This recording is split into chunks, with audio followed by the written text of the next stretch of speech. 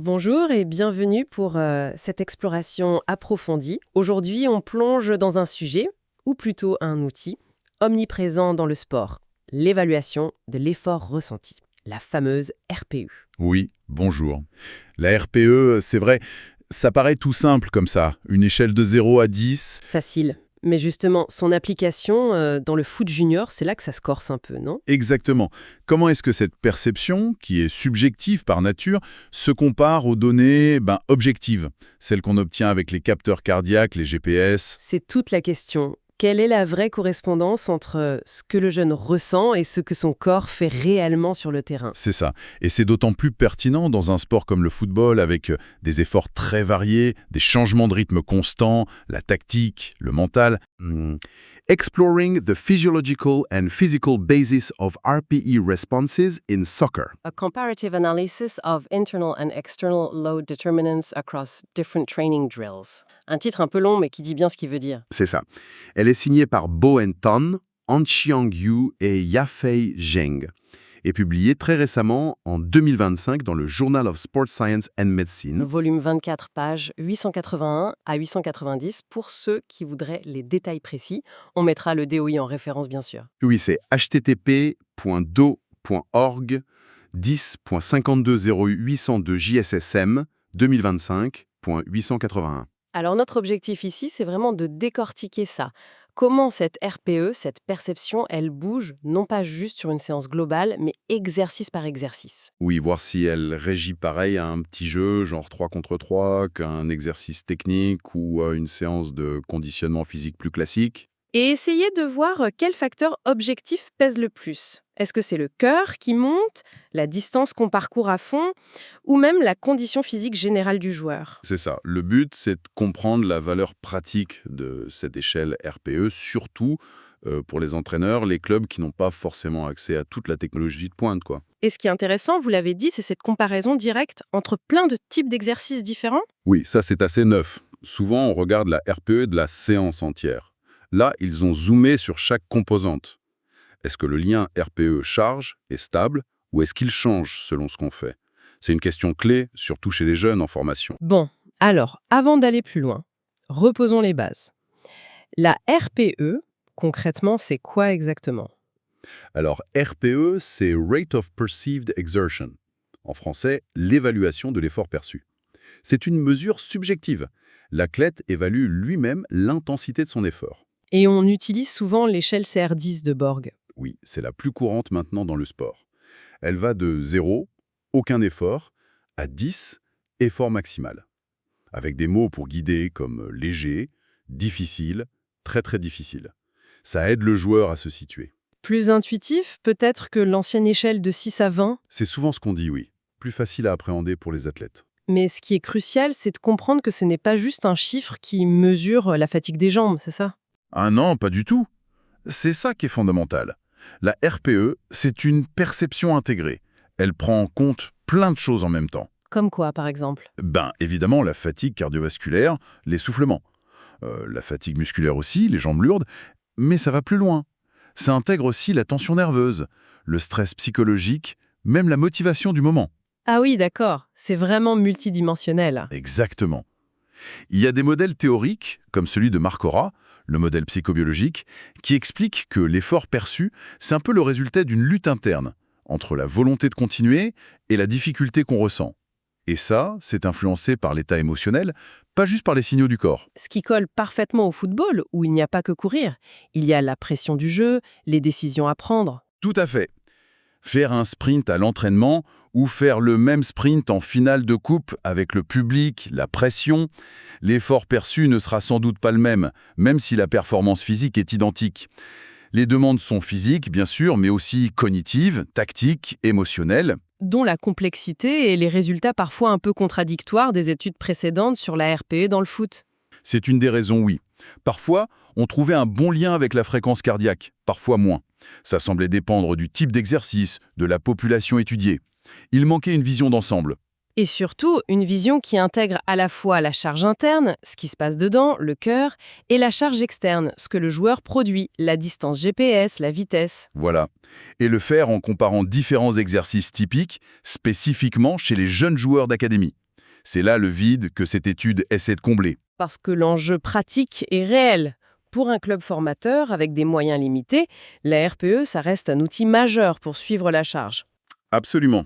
Si on ne peut pas mettre un GPS sur chaque joueur à chaque séance, demander la RPE, c'est simple, ça coûte rien. Mais encore faut-il savoir ce que le chiffre veut dire. Pas juste pour la séance globale, mais pour chaque exercice. C'est pas pareil de ressentir un 7-10 après 20 minutes de taureau ou après une série de sprints. C'est là qu'intervient l'étude de Tan et ses collègues donc. Leur objectif principal, C'était de comparer les notes de RPE obtenues après différents types d'exercices. Et ensuite d'identifier quelles variables, charge interne via FC, charge externe via GPS, et aussi la condition physique des joueurs, expliquaient le mieux pourquoi la RPE variait. et sur qui ils ont fait ça? Quelle population? Ils ont suivi 46 jeunes footballeurs masculins, catégorie U17. L'âge moyen était de 16,3 ans. Ils venaient de 2 équipes d'académie, niveau Ligue urbaine. Des jeunes avec déjà une petite expérience, environ 3 ans et demi en moyenne. Et l'étude a duré combien de temps alors? Le suivi s'est fait sur 2 semaines d'entraînement. Un cycle assez court, mais qui permettait de couvrir différents types de séances. D'accord. Et la méthode pour collecter les données, c'était quoi le protocole? Ils ont utilisé ce qu'on appelle un design descriptif à mesure répétée. En gros, ils ont regardé les mêmes joueurs faire plein d'exercices différents pour voir comment ils réagissaient. Et quel type d'exercice exactement? Une palette assez large pour être représentative. D'abord, des jeux spécifiques. Petit format 3 contre 3, moyen 6 contre 6 et grand 9 contre 9. Ensuite, du travail technique. Un slalom en dribblant et un jeu de conservation 10 contre 5, un peu comme un taureau. Ensuite, du travail technique. Il y avait aussi un match amical complet, 11 contre 11. Et enfin, du conditionnement pur. Des sprints répétés, RST et un circuit d'endurance musculaire. Ah oui, c'est assez complet comme panel. Et pour chaque exercice, qu'est-ce qu'il mesurait? Plusieurs choses clés. Premièrement, la fameuse RPE, demandée 5 minutes après la fin de chaque exercice, sur l'échelle CR10. Ok. Deuxièmement, la charge interne, avec la fréquence cardiaque. Ils ont enregistré la FC moyenne, HR average, et la FC maximale, HR max, avec le système Polar Team Pro. Et la charge externe? La distance, la vitesse? Oui, également avec le Polar Team Pro qui intègre un GPS, enfin un GNSS pour être précis. Ça enregistre la position très souvent, 10 fois par seconde. Ça leur a permis de calculer la distance totale par minute, la vitesse moyenne. Et surtout les efforts intenses, j'imagine. Exactement. La distance par minute passée dans les zones de haute vitesse. Zone 4, entre 15 et 19 km/h, et zone 5, au-delà de 19 km/h. C'est souvent ça qui est le plus pertinent en foot. Et ils ont aussi mesuré la forme physique des joueurs. Oui, c'est important. Ils ont utilisé le test VIFT, le 35 Intermittent Fitness Test. C'est un test de course navette intermittent, très utilisé en sport co. Il donne une bonne idée de la capacité aérobie intermittente du joueur, sa capacité à répéter les efforts intenses. D'accord. Beaucoup de données collectées. Et pour analyser tout ça, ils ont fait des corrélations simples. Ils ont commencé par ça, oui, des corrélations de Pearson, exercice par exercice, pour avoir une première idée des liens entre RPE et les autres variables. Mais ils sont allés plus loin. Oui, et c'est important. Ils ont utilisé des modèles statistiques plus sophistiqués, les modèles linéaires mixtes, ou LLMS. L'énorme avantage de ces modèles, c'est qu'ils prennent en compte que plusieurs mesures viennent des mêmes joueurs. Ça évite qu'un joueur super en forme, ou un autre moins en forme, ne tire tous les résultats vers le haut ou vers le bas. C'est plus fiable pour ce genre d'études où on suit les mêmes personnes. Très clair. Bon, allons-y pour les résultats. Commençons par le lien le plus évident, ou du moins celui qu'on attend le plus. RPE et fréquence cardiaque. Est-ce que ça se confirme? Plus le cœur s'emballe, plus on trouve ça dur. Alors là, oui, très clairement. Les résultats montrent une relation forte, voire très forte entre la RPE et la fréquence cardiaque moyenne dans la plupart des exercices. Vraiment très forte, hein? Oui, les coefficients de corrélation, pour donner une idée, étaient souvent au-dessus de 0,95. C'est énorme.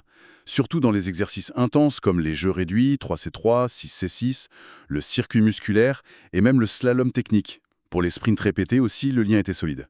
Donc, première conclusion, la RPE reflète bien l'intensité cardiovasculaire ressentie. C'est un bon miroir de ce côté-là. Les modèles LMM ont confirmé ça. Absolument. Quand ils ont mis toutes les variables dans le modèle, la fréquence cardiaque moyenne, HR average, restait le facteur qui prédisait le mieux et de façon positive la RPE. C'est une base solide, ça confirme ce qu'on pensait intuitivement et ce que d'autres études avaient montré. D'accord. Maintenant, compliquons un peu. Si on ajoute la condition physique des joueurs mesurée par ce test VIFT, est-ce que les joueurs qui sont objectivement plus en forme perçoivent systématiquement l'effort comme moins difficile? Alors là, c'est plus nuancé. Ça dépend vraiment du type d'exercice. Ah, racontez-nous. Dans les grands formats de jeu, comme le 9 contre 9 ou le match 11 contre 11, on observe bien ce qu'on attendait, une corrélation négative. C'est-à-dire que les joueurs avec un meilleur score VIFT, donc plus endurant, rapportaient une RPE significativement plus basse. Logique. Pour un même effort externe, il force moins, physiologiquement parlant. C'est ça. Mais ce n'est pas vrai partout. Ah bon? Où est-ce que ça change? C'est ça qui est intéressant. Dans le petit jeu très intense, le 3 contre 3, il y avait même une petite tendance positive entre la VIFT et la RPE. Très faible, mais positive. Et pour beaucoup d'autres exercices, le 6 contre 6, le jeu de position, les sprints, le circuit, le slalom, il n'y avait pas de lien significatif. Comment on explique ça? Pourquoi les plus endurants ne trouvent pas ça plus facile dans ces cas-là? L'interprétation des auteurs, c'est que dans les grands jeux, la dimension tactique, la capacité à gérer son effort, à bien se placer, à anticiper, ça joue énormément. Les joueurs plus endurants sont souvent aussi plus matures tactiquement. Ils économisent mieux leurs efforts, donc ils perçoivent moins de difficultés. D'accord. Alors que dans un 3x4+3 sur petit terrain, c'est tellement intense et chaotique que tout le monde est peut-être poussé dans ses retranchements et la différence de conditions physiques se voit moins sur la perception. C'est une hypothèse. Et les modèles elles-mêmes, ils disaient quoi sur la VIFT au final? Que lorsque toutes les variables étaient prises en compte ensemble, FC, GPS, etc., l'effet propre de la VIFT sur la RPE n'était plus statistiquement significatif. Donc son influence passe peut-être par d'autres biais ou est moins directe qu'on pourrait le penser. Fascinant cette variabilité. Passons maintenant à la charge externe, ce que les joueurs font concrètement, la distance qu'ils parcourent, la vitesse. Est-ce que la règle simple, plus je cours, plus c'est dur, s'applique? Si on regarde d'abord les mesures globales, comme la distance totale par minute ou la vitesse moyenne. Préparez-vous à être surprise. La réponse est pas vraiment. Ou en tout cas, c'est très très variable. C'est même le point le plus contre-intuitif de l'étude, je trouve. Ah oui, c'est-à-dire? Alors oui, pour certains exercices, ça marche. Pour le 3 contre 3, le 6 contre 6, le slalom, des exercices assez intenses et peut-être moins tactiques, on trouve. Bien une corrélation positive. Plus de distance par minute ou une vitesse moyenne plus élevée, ça correspond à une RPE plus haute. Logique. Ok, jusque-là ça va. Mais parce qu'il y a un mais, j'imagine. Exactement. Pour plein d'autres exercices, ce lien devient très faible, voire inexistant. Et le pompon, c'est pour le 9 contre 9. Là, la corrélation entre la distance parcourue par minute et la RPE était carrément négative. Pardon? Négative? Vous voulez dire que courir plus pendant le 9 contre 9 était associé à une perception d'effort plus faible? Mais c'est fou ça! Comment c'est possible? Ouais, ça surprend, hein. Au premier abord, ça semble absurde. Mais l'explication la plus probable, c'est que ces indicateurs globaux, distance totale, vitesse moyenne, ne sont tout simplement pas de bons reflets de l'intensité réelle dans des formats de jeu complexes. Expliquez-nous. Ce qui coûte cher en football, ce n'est pas tant de faire des kilomètres, en trottinant ou en marchant tactiquement, c'est l'accumulation des efforts intenses. Les accélérations, les décélérations, les changements de direction, les sprints courts. Un joueur peut très bien couvrir une grande distance à faible intensité, en se replaçant tranquillement, et ne pas trouver ça très dur.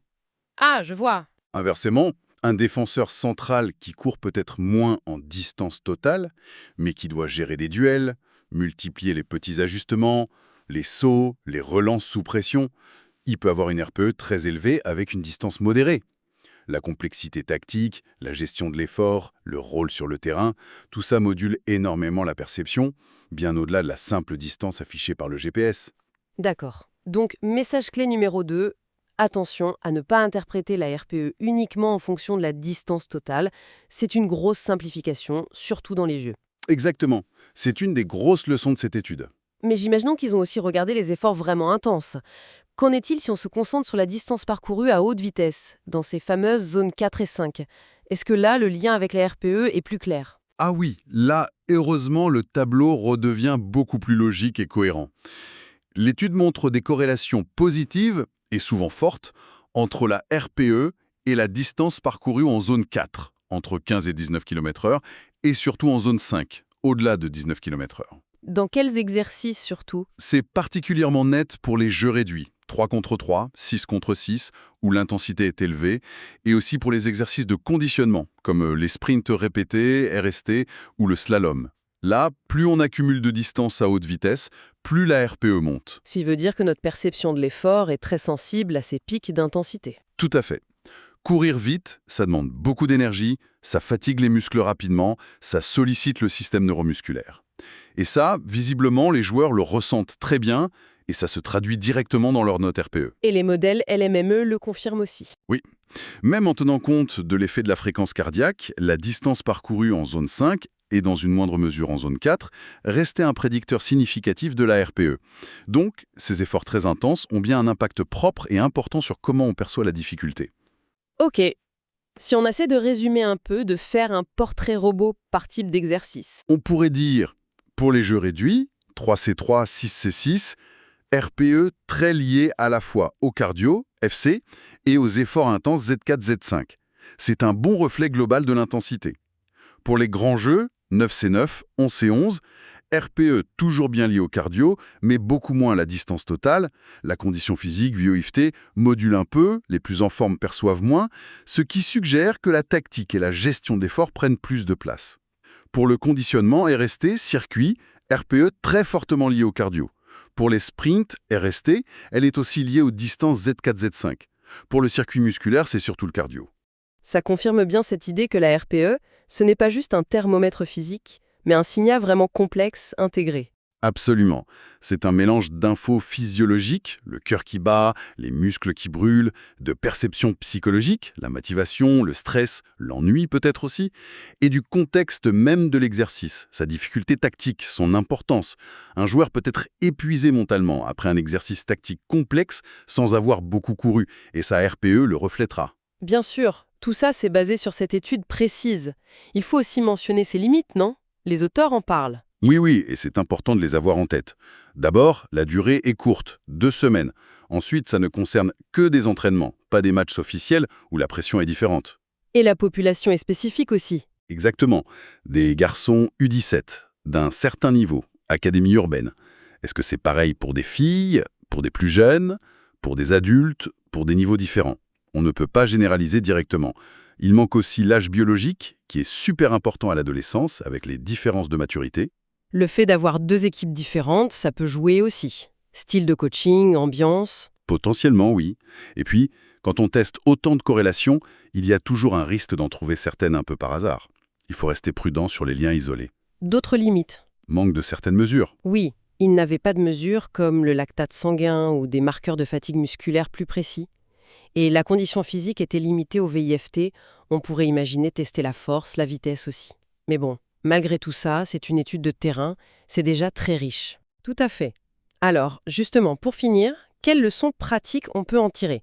Pour un entraîneur qui utilise la RPE au quotidien, qu'est-ce que ça change? Le message principal, il est double, je pense. Premièrement, oui, la RPE, c'est un outil précieux, surtout si on n'a pas de technologie. Deuxièmement, mais il faut l'interpréter avec beaucoup de nuances en fonction de l'exercice précis et de l'individu. C'est-à-dire? On ne peut pas juste comparer les chiffres bruts. Exactement. Un 7-10 après un 3C3 ne veut pas dire la même chose qu'un 7-10 après une séance vidéo suivie d'une mise en place tactique. Il faut contextualiser. Alors, concrètement, qu'est-ce qui est fiable? Sur quoi peut-on se baser? Ce qui semble très fiable, c'est que la RPO reflète bien la charge interne globale, la chauffe moteur, le stress cardiovasculaire. Ça marche dans la plupart des cas. Elle capture aussi très bien l'effort lié aux courses à haute intensité, les Z4, Z5. Donc, pour surveiller la fatigue liée au cœur et au sprint, c'est bon. Oui, le gros point de vigilance, c'est de ne jamais supposer que la RPE est directement liée à la distance totale ou à la vitesse moyenne, surtout dans les jeux complexes. Un joueur qui donne une RPE basse n'est pas forcément un tricheur qui n'a pas couru. Non, il a peut-être été plus intelligent tactiquement, mieux placé, mieux géré son effort. Et inversement, une RPE élevée ne veut pas dire qu'il a couru un marathon.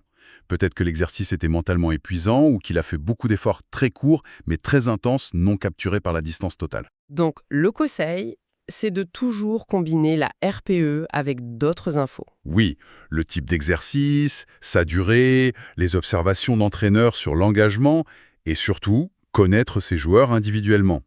L'idéal, si possible, c'est d'avoir quelques données objectives à côté, même ponctuellement, pour calibrer son interprétation de la RPE. En résumé, donc, cette étude de Tan et ses collègues, elle nous montre bien la complexité de ce qu'on mesure avec la RPE chez les jeunes footballeurs. C'est un bon reflet du stress cardio et de l'intensité maximale. Mais ces liens avec le volume de course ou même la condition physique sont beaucoup plus variables. Ça dépend énormément du type d'exercice, de la tactique, du joueur. Ce n'est pas une mesure universelle de la charge externe, loin de là. Une belle illustration que le suivi de l'athlète, c'est un mélange de science et d'art finalement. Tout à fait. Et ça ouvre une question passionnante pour la suite, non? Cette étude s'est focalisée sur le physique, le physiologique. Mais quelle est la part réelle des facteurs psychologiques là-dedans? C'est-à-dire? Comment la motivation du jour, le stress avant un match important, la fatigue mentale après les cours, l'ambiance dans le groupe, ou même l'ennui pendant un exercice répétitif, comment tout ça vient influencer la note RPE que le jeune va donner? Surtout chez les ados qui sont en pleine construction. Comment ces facteurs psycho interagissent avec la charge physique? Ça, c'est encore un vaste champ à explorer. Une excellente question pour terminer en effet. Pour celles et ceux qui seraient intéressés par les chiffres précis, la méthodologie détaillée, toutes les nuances, on ne peut que les encourager à lire l'article original. Oui, celui de Botan, Han Kyang-woo et Yafi Zheng dans le Journal of Sports Science and Medicine. C'est une lecture vraiment instructive pour quiconque s'intéresse au suivi des jeunes sportifs. Et bien sûr, n'oubliez pas de vous abonner à la chaîne et d'activer les notifications pour ne pas manquer nos prochaines explorations scientifiques. Merci beaucoup de nous avoir écoutés.